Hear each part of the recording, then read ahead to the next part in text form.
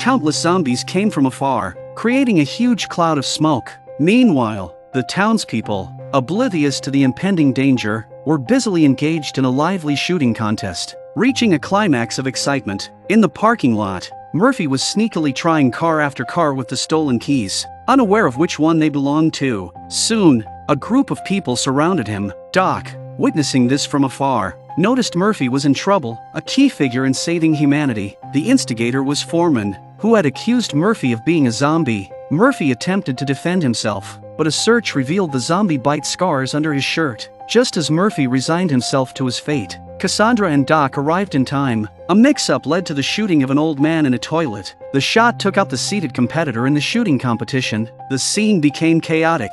Even Foreman got accidentally killed, and both parties were momentarily stunned. At that moment, the old man, now a zombie, burst out of the toilet. Doc took this opportunity to escape with Murphy and instructed him to stay in the car while he went to alert the others to gather and leave. In the bar, a deceased waiter, turned zombie, eyed Roberta. Roberta was still calmly drinking her beer. When the zombies jumped at her, she drew her dagger and stabbed them in the palm of her hand, then used the knife at her waist to cut off their other arm. After doing so, she continued to pick up her glass and said, "The fact that you turned into a zombie under these circumstances means that you're just as full of lies as the rest of them, and it's all my fault." She appeared to be talking to the zombies but was actually speaking to the dead Garnett. She's been so overwhelmed with grief that she's now saying everything that's been on her mind. She misses Garnett but hates him at the same time. She hated him for saying they would go on together. Garnett had given her so many promises and hopes, and she had only just started to feel that her life wasn't so bad, and then she was separated from him again. As she spoke, she put on her gloves and got ready to let all that negativity out.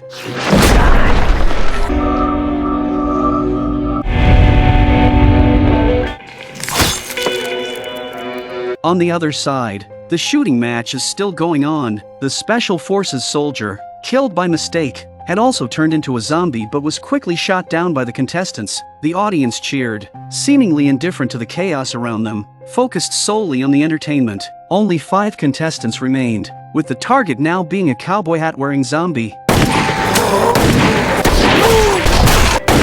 2 missed and were eliminated, leaving 3 for the semifinals. Cassandra, concerned for 10K's safety, tried to persuade him to leave. However, 10K was still in the contest, so they decided to wait and see if he could win. The situation, however, was deteriorating as more people were attacked by zombies, and a larger horde was closing in on the town, but those who were competing don't even notice. This round, the target was placed 500 yards away and was extremely difficult to hit, eliminating the man in the middle. The 10K shot puts Brittany under a lot of pressure, and her father rushes to remind her to stay focused and not get distracted. The referee finally noticed zombies approaching from behind and called everyone to clear them out so the contest could continue. Brittany's father reassured her and led a group to fight off the zombies. They are puzzled by the sudden appearance of zombies. At the final stage of the competition, the target was a zombie in a judge's robe. 10K effortlessly shot the zombie in the head. Brittany, not to be outdone, fired at the falling zombie, her bullet miraculously following through the same bullet hole, a truly extraordinary shot.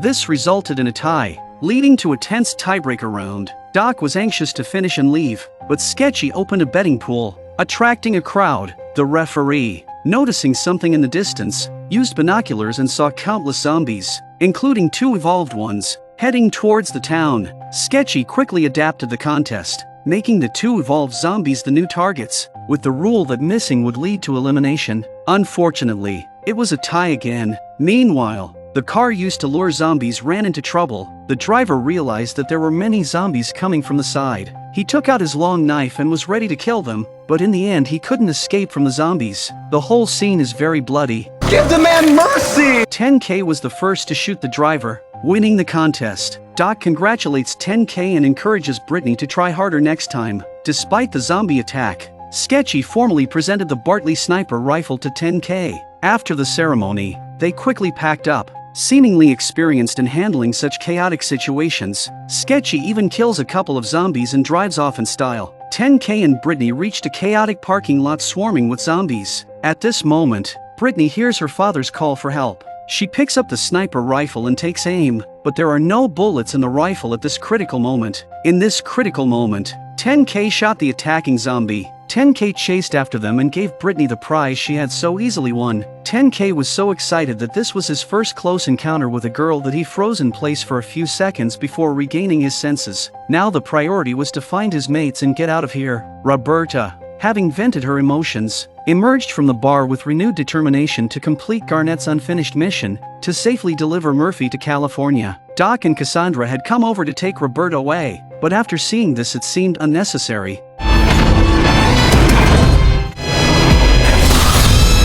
3 minutes later, they regrouped at the car, missing only 10K. As they worried, 10K arrived but was attacked by a nearby zombie. Due to the close proximity, it was difficult for 10K to fight back with his weapon. At that critical moment, a gunshot rang out and the zombie's head cracked open. It was Brittany who took the shot, using the same Barrett that 10K had given her. They smile at each other. Doc quickly pulled 10K away. Both groups left in their vehicles, uncertain if they would meet again. Thus, the X squad continued their journey with Roberta as their new leader. The whereabouts of Mac and Addie remained unknown, possibly waiting ahead or having left for good. Cassandra weakly eyed a cola can by the roadside, crawling towards it and attempting to drink, only to realize it was a hallucination. The X squad, on their official journey to California, had been without food for 3 days and nights. Doc tried to sustain himself with urine, but even that had become a luxury. The other members were equally weakened and lacked strength, except for Murphy,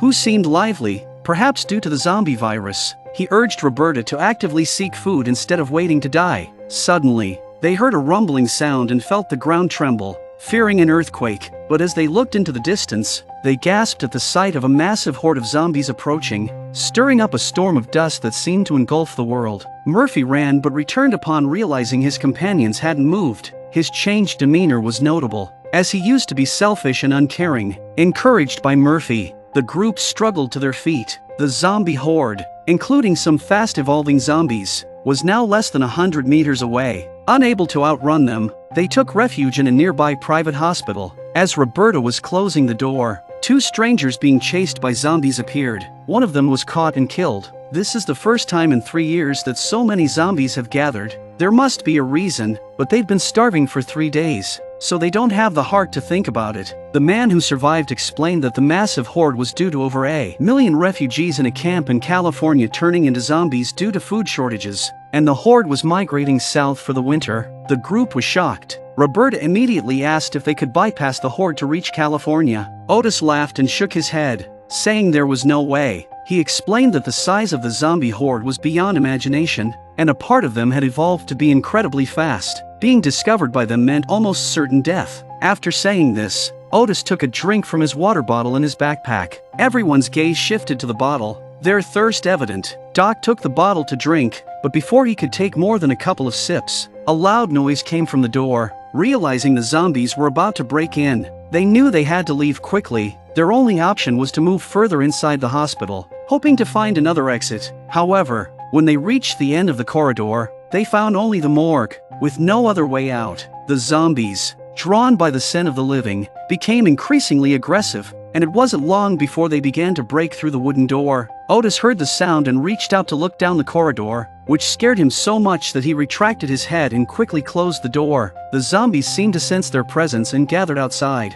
banging on the door, which creaked as if it might collapse at any moment. Although there was a window in the room leading outside, the street was filled with an even larger horde of zombies migrating south, leaving them no escape route. Weakened by 3 days without food, they all sat on the ground, resigned to waiting for the zombies to disperse. Murphy urged them not to give up. During his plea, 10K heard a sound coming from behind them, from inside one of the morgue drawers, wondering if there might be a zombie inside. Doc signaled 10K to get ready. He opened the first drawer, finding nothing. Then he opened the second one, and sure enough, there were zombies. Seeing that the bombies are about to bite Doc, Roberta calmly took out her pistol to kill them. In order not to affect the mood, they stuffed the body back. The door to the room began to shake more violently, indicating it wouldn't hold much longer. Their plan to wait for the zombies to disperse had failed. Roberta then suggested they hide inside the morgue drawers. Despite some initial reluctance, they realized it was their only option to avoid being eaten by zombies. Fortunately,